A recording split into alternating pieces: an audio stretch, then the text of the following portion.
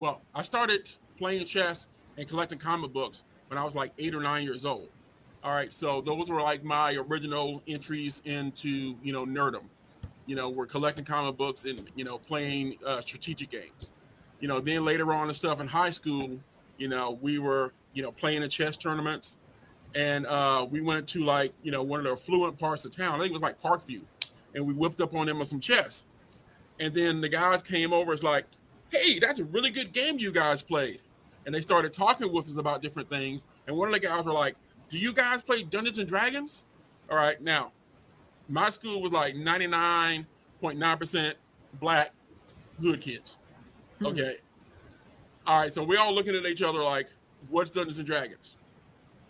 All right. So the guy invites us over to his house and shows us how to play Dungeons and Dragons.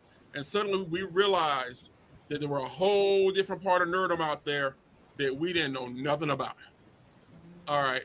And then a little bit later, I got into photography, and I saw this thing and stuff called the Atlanta Fantasy Fair. All right, that was going on back in the 80s.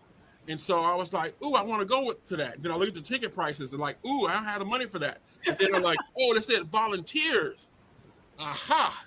So I went to the volunteer meeting, volunteered to be a photographer, and that was my introduction into fandom.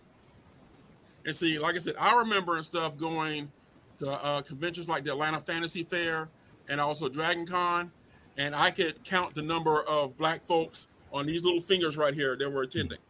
So now when I sit there and like see thousands upon thousands of us at shows, I'm just like, swelling with pride that, everybody feels that now they can start flying their nerd flag, you know, Right. and even though a lot of it's driven by a lot of people's love of anime, it's exposing them to so many different things, and they're into it. But Hmm. basically, I started off doing the photography thing, and I was actually a wedding photographer, and I was also a bartender.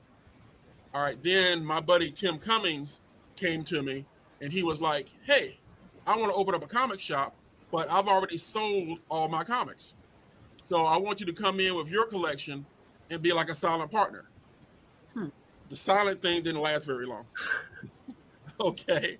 Next thing I knew and stuff, I was basically running the company, and it pretty much, grew from there.